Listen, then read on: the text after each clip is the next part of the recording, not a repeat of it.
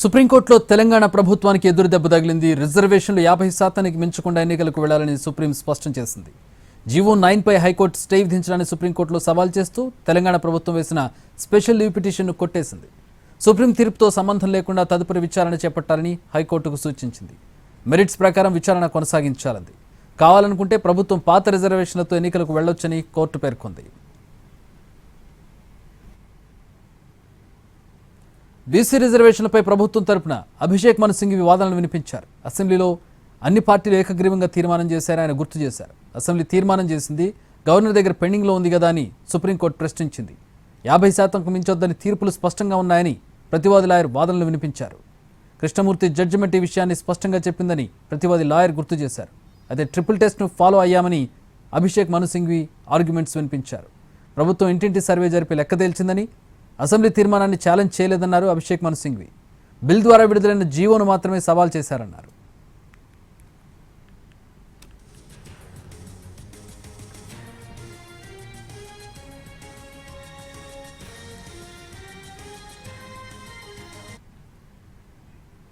సుప్రీంకోర్టులో ఒక కీలక తీర్పు వచ్చినటువంటి పరిస్థితిని మనం చూస్తూ ఉన్నాం.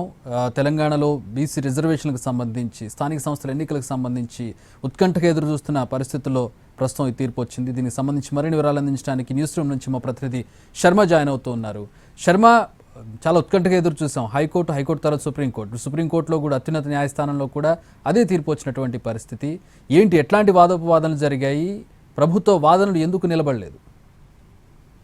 రిజర్వేషన్లు 50% మించడాన్నే సుప్రీంకోర్టు తప్పుపట్టింది. అంటే 50% లోబడి ఉండాలి అనే సుప్రీంకోర్టు మార్గదర్శకాలు చాలా స్పష్టంగా ఉన్నాయి. కృష్ణమూర్తి కేసులో కావచ్చు, గౌలీ కేసులో కావచ్చు, ఈ కేసులకు సంబంధించి తీర్పులు చాలా స్పష్టంగా పేర్కొనబడ్డాయి. అంటే 50%కి మించకూడదు అనే నిబంధనను తెలంగాణ ప్రభుత్వం దాన్ని వైలేట్ చేసింది అనేటువంటి ప్రధానమైనటువంటి అంశంపైనే సుప్రీంకోర్టు అభిప్రాయపడింది. సుప్రీంకోర్టు ధర్మాసనం కూడా 50% మించి రిజర్వేషన్లు ఇవ్వడం అన్నది రాజ్యాంగ విరుద్ధం. అది కూడా సుప్రీంకోర్టు, అదే కోర్టు గతంలో ఇచ్చినటువంటి తీర్పులను ప్రతివాదుల తరపు లాయర్ ఏదైతే ఉటంకించారో దానిని సమర్థించింది. అందుకే ప్రభుత్వం దాఖలు చేసినటువంటి స్పెషల్ లీవ్ పిటిషన్ను కొట్టివేసింది. అయితే 9 ప్రధానమైనటువంటి అంశాలను ప్రభుత్వం తరపున అభిషేక్ మను సింఘ్వి వాదనలు వినిపించారు.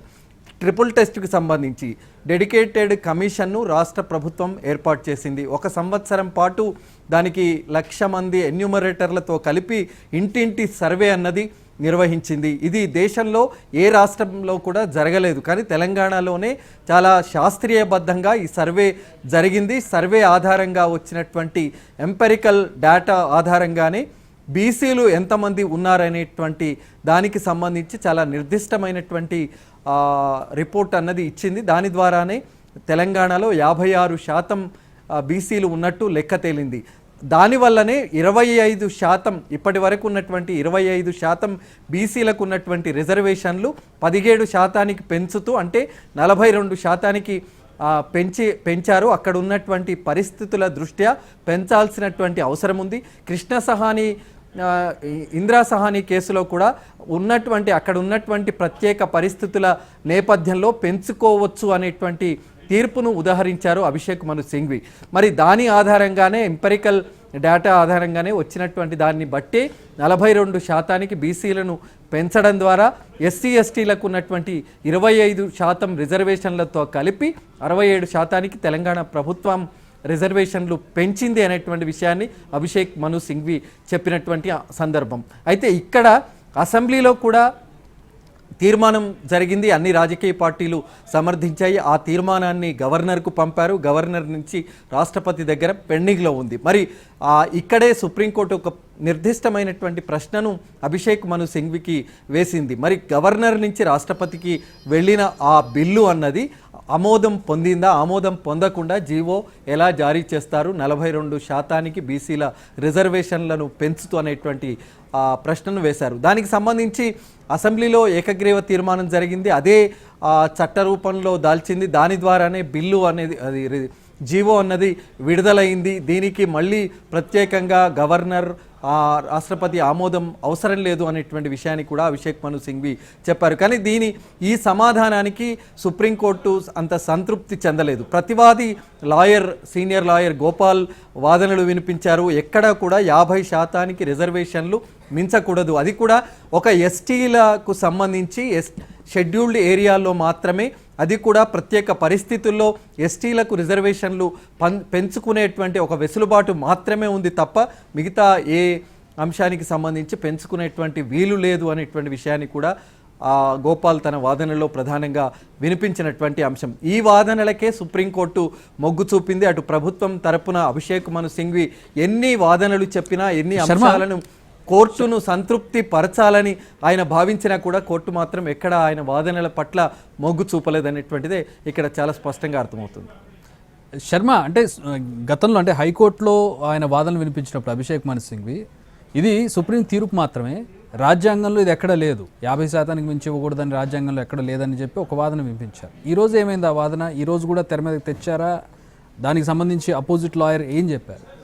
ఇదే అంశాన్ని అభిషేక్ మను సింఘ్వి మీరు చెప్పినట్టుగానే ఆయన చెప్పారు. కానీ ఆ అంశాలపైనే, ఆ అంశాలన్నిటికీ సంబంధించే గతంలో వాదనలు జరిగాయి. వాదనల సందర్భంలోనే సుప్రీంకోర్టు కృష్ణమూర్తి కేసులో కావచ్చు, గౌలీ కేసులో కావచ్చు, చాలా స్పష్టంగా 50% మించి రిజర్వేషన్లు ఉండకూడదన్న నిబంధన చాలా స్పష్టంగా ఉంది. కాబట్టి దీన్నే పరిగణలోకి తీసుకోవాలనేటువంటి విషయాన్నే సుప్రీంకోర్టు చాలా స్పష్టంగా దానివైపే మొగ్గు చూపింది. రాజ్యాంగంలో ప్రత్యేక పరిస్థితుల అంశాన్ని కూడా పేర్కొంది. ప్రత్యేక పరిస్థితుల్లో ఎస్టీలకు మాత్రమే రిజర్వేషన్లు అన్నది పెంచుకోవచ్చు, అది కూడా షెడ్యూల్డ్ ఏరియాలో ప్రత్యేక పరిస్థితులను బట్టి అనేటువంటి విషయాన్ని కూడా చెప్పినటువంటి సందర్భం. అయితే సుప్రీంకోర్టు మార్గదర్శకాలు ఉన్నాయి, సుప్రీంకోర్టు నిబంధనలు ఉన్నాయి, సుప్రీంకోర్టు తీర్పులు ఉన్నాయి.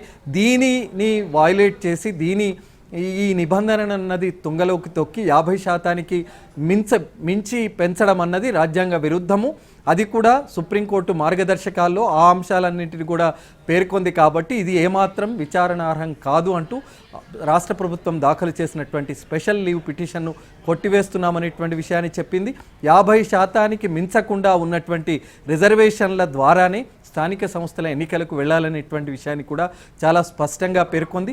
మరి దీనిపైన ఇప్పుడు కాసేపట్లో క్యాబినెట్ సమావేశం, రాష్ట్ర ప్రభుత్వం క్యాబినెట్ సమావేశం నిర్వహించబోతోంది. అందులో మంత్రిమండలి దీనిపైన చర్చించేటువంటి అవకాశం ఉంది. మరి చర్చించిన తర్వాత ఏ రకమైన నిర్ణయం తీసుకుంటుంది, స్థానిక సంస్థల ఎన్నికలకు మరి ఇప్పుడున్నటువంటి రిజర్వేషన్ల ఆధారంగానే ఎన్నికలకు వెళ్ళాలి కాబట్టి దానిపైన ఏ రకంగా వాళ్ళు నిర్ణయం తీసుకుంటారనేటువంటిది మనం చూడాల్సి ఉంది. సో ఏంటి నెక్స్ట్ లీగల్ ప్రొసీజర్స్ ఎట్లా ఉంటాయి శర్మ? అంటే తీర్పు కాపీ వచ్చిన తర్వాత ప్రభుత్వం ఎట్లాంటి ప్రొసీజర్స్ తీసుకుంటుంది? ఎలక్షన్ కమిషన్ రోల్ ఏంటి? ఎన్ని రోజులు పడుతుంది? అంటే మొన్న నోటిఫికేషన్ వచ్చింది, స్టే అయింది, ఇప్పుడు ఇంకెన్ని రోజులు పట్టే అవకాశం ఉంది? ఇప్పుడు హైకోర్టు మధ్యంతర ఉత్తర్వు మాత్రమే జారీ చేసింది, మధ్యంతర స్టే మాత్రమే విధించింది. అంటే తదుపరి విచారణ అన్నది కొనసాగుతుంది. వచ్చే నెలలో దీనికి సంబంధించినటువంటి విచారణ జరుగుతుంది. సుప్రీంకోర్టు కూడా అదే విషయాన్ని చెప్పింది, హైకోర్టులో విచారణ జరుగుతుంది అనేటువంటి విషయాన్ని చెప్పినటువంటి అంశం. అయితే రాష్ట్ర ఎన్నికల సంఘం ఇప్పటికే రాష్ట్ర ప్రభుత్వానికి ఒక లేఖ రాసింది. మరి ఈ స్థానిక సంస్థల ఎన్నికల విషయంలో ఎలా ముందుకు వెళ్ళాలి, దీనికి సంబంధించి ఏంటి అనేటువంటి విషయాన్ని చెప్పింది. అయితే సుప్రీంకోర్టులో స్పెషల్ లీవ్ పిటిషన్ దాఖలు చేశాం కాబట్టి ఆ విచారణ తర్వాత తగిన నిర్ణయం తీసుకుంటామనేటువంటి విషయాన్ని ఎన్నికల సంఘానికి రాష్ట్ర ప్రభుత్వం స్పష్టం చేసింది. కాబట్టి మరి కాసేపట్లో క్యాబినెట్ సమావేశం జరగబోతోంది. అందులో ఇదే ప్రధానమైనటువంటి అంశంగా చర్చించిన తర్వాత మంత్రిమండలి ఏ నిర్ణయం తీసుకుంటుంది అనేటువంటిదే చూడాల్సి ఉంది. ఆ నిర్ణయాన్ని బట్టే తదుపరి కార్యాచరణ అన్నది ఉండేటువంటి అవకాశం. ఖచ్చితంగా తీర్పుకు అనుగుణంగానే తీసుకోవాల్సి ఉంటుంది కదా శర్మ నిర్ణయం ఏదైనా సరే? తీర్పుకు అనుగుణంగానే రాష్ట్ర ప్రభుత్వం ఇప్పుడు నిర్ణయం తీసుకోవాల్సి ఉంది. కాబట్టి క్యాబినెట్ సమావేశం తర్వాత బ్రీఫింగ్లో ఏ నిర్ణయం తీసుకున్నారు, దాని తర్వాత ఏ రకంగా ముందుకు వెళ్ళాలనేటువంటి విషయం మనకు స్పష్టత వచ్చే అవకాశం. సో ఏంటి రాజకీయంగా ఎట్లాంటి పరిణామాలు ఉండే అవకాశం ఉంది? ఎందుకంటే చాలా హోప్స్ పెట్టుకున్నారు బీసీ ఎవరైతే ఆశావాహులు ఉన్నారో, స్థానిక సంస్థల ఎన్నికల్లో పోటీ చేయాలనుకునే వాళ్ళు చాలా ఆశలు పెట్టుకున్నటువంటి పరిస్థితి, అది ప్రభుత్వం నుంచి కూడా హామీ వచ్చినటువంటి పరిస్థితి. దాదాపు మేమే పోటీ చేయబోతున్నామని చాలా నియోజకవర్గాల్లో చాలా కొన్ని వందల మంది వెయిట్ చేస్తున్నటువంటి పరిస్థితి. ప్రస్తుతం ఈ తీర్పుతోటి అదంతా కూడా ఇప్పుడు క్వశ్చన్ మార్క్ అయినటువంటి పరిస్థితి. ఈ నేపథ్యంలో రాజకీయంగా ప్రభుత్వానికి కావచ్చు, లేదంటే తదుపరి పరిణామాలు ఏ విధంగా ఉండే అవకాశం ఉంది?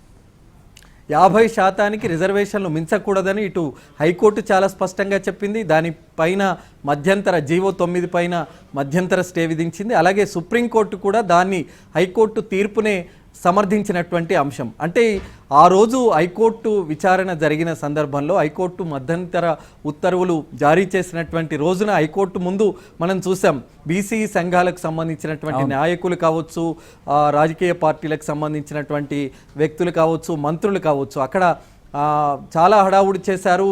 ఆ హైకోర్టు నిర్ణయాన్ని తీవ్రంగా వ్యతిరేకించారు. తదుపరి కార్యాచరణ ఉంటుంది అనేటువంటి విషయాన్ని కూడా చాలా స్పష్టంగా పేర్కొన్నారు. దీనిపైన ఇప్పటికే బీసీ సంఘాలు దానికి సంబంధించి నిరసన తెలియజేయాలనేటువంటి విషయానికి సంబంధించి కూడా వాళ్ళు ప్రకటనలు చేశారు. మరి ఇప్పుడు సుప్రీంకోర్టు నిర్ణయం కూడా వెల్లడైన నేపథ్యంలో వాళ్ళ ఆందోళన మరి ఏ స్థాయిలో ఉంటుంది అనేటువంటిది చూడాల్సి ఉంది. ఇప్పటికే కొన్ని రాజకీయ పార్టీలు ఆ బీసీ సంఘాల నిరసనలకు మద్దతు ప్రకటించాయి. కాబట్టి మరి తదుపరి కార్యాచరణ ఏ విధంగా ఉంటుంది అనేటువంటిది ఒక విషయం అయితే, మరి 42% బీసీల రిజర్వేషన్లు పెంచడం ద్వారా ఆ రిజర్వేషన్లు అన్నవి 67% పెరిగినటువంటి పరిస్థితి. మరి ఇప్పుడు హైకోర్టు సుప్రీంకోర్టు నిర్ణయం ప్రకారం 50% మించకూడదు.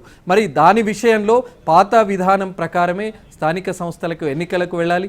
మరి ఇప్పుడు కొత్త రిజర్వేషన్ల ప్రక్రియ ద్వారా రిజర్వేషన్లు అన్నవి ఖరారు చేశారు. కాబట్టి మళ్ళీ పాత రిజర్వేషన్ల ప్రకారమే ఎన్నికలకు వెళ్లాల్సిన నేపథ్యంలో దాన్ని అంతటిని కూడా మళ్ళీ 50% లోబడే ఆ అంశాలన్నీ చేసిన తర్వాతే ఎన్నికలకు వెళ్ళేటువంటి అవకాశం ఉంటుంది. All right, thanks for the update Sharma, thanks for the analysis. అది ప్రభుత్వం వినిపించడం, ఇక్కడ హైకోర్టులో అక్కడ సుప్రీంకోర్టులో వాదనలు వినిపించింది. ప్రభుత్వం సుప్రీంకోర్టు వరకు వెళ్ళినప్పటికీ కూడా అక్కడ తీర్పు ప్రతికూలంగా వచ్చినటువంటి పరిస్థితిని ప్రస్తుతం మనం చూస్తున్నాం.